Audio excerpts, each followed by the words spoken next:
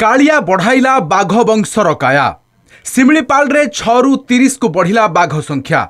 सिमिलीपालर कला बाघ कालिया को नहीं चर्चा। सातकोशिया एवं डेब्रीगढ़ बाघ प्रकल्प शीतल भंडार रे थिबा बेले सिमिलीपालर नुआ संभावना साजिछि कालिया। सिमिलीपालर बाघ संख्या को 6 रु 30 को बढ़ाई चर्चा को आसीछि कालिया। सिमिलीपाल बाघ वंश वृद्धिर धीमा गति रे तेज भरिछि कला बाघ कालिया। खाली बाघ वंश बढ़ाई ता नुहे, भविष्य में पुरुष बाघ संकट किंबा बाघ वंश वृद्धि क्षेत्र में आसुथुबा सबु आशंका को दूर मध्य करिछि कालिया।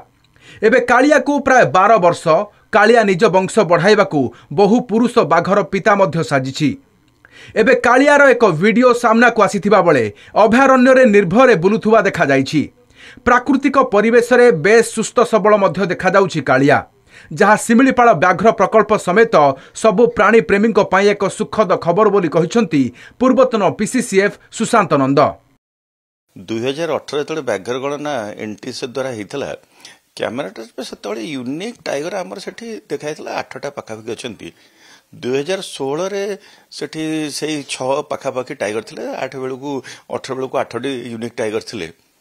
से कालिया जो T12 सी गोटे डोमिनेंट मेल होता। ये जो डोमिनेंट मेलटा एक्चुअली आमर जदि न था टोटाल पॉपुलेशन टा क्रैश कर जाता, जो कहते पूरा लोप पाई जाता। सो यार गोटे बहुत बड़ा सिग्निफिकेंट रोल अच्छी सिमिलीपाल पॉपुलेशन को से 6-8 रू आनिकी 30 रे पहुंचबारे।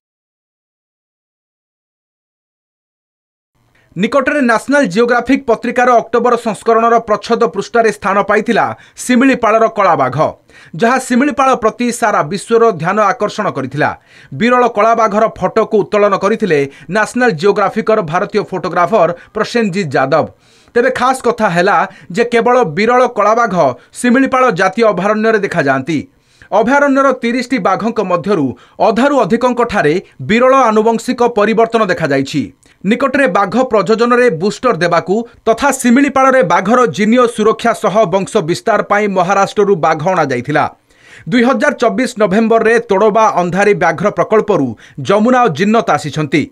जदिओ 2 बाघुणी एजाए से भली किछि खुशी खबर देई नाहंती, तथापि सिमिलीपालर भविष्यत किंतु उज्जवल बोली कहिछंती पूर्वतन पीसीसीएफ सुशांत नंद।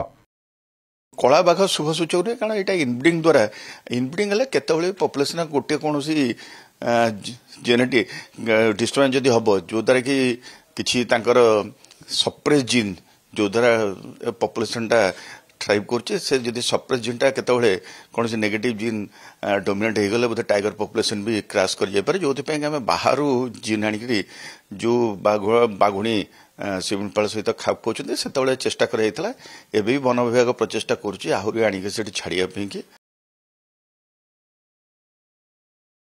ओडिशार अन्य 2 व्याघ्र प्रकल्प सातकोशिया एवं डेब्रीगढ़ रे बाघ संख्या शून्य। बहुबार सरकारी स्तर में प्रयास होइछि, हेले सफलता नुहे विफलता मिलिछि।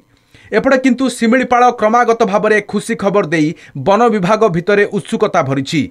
1956 रु सिमिलीपाल को व्याघ्र अभयारण्यर मान्यता मिलिथिला। परे 1973 रे कार्यकारी होइथिला व्याघ्र प्रकल्प।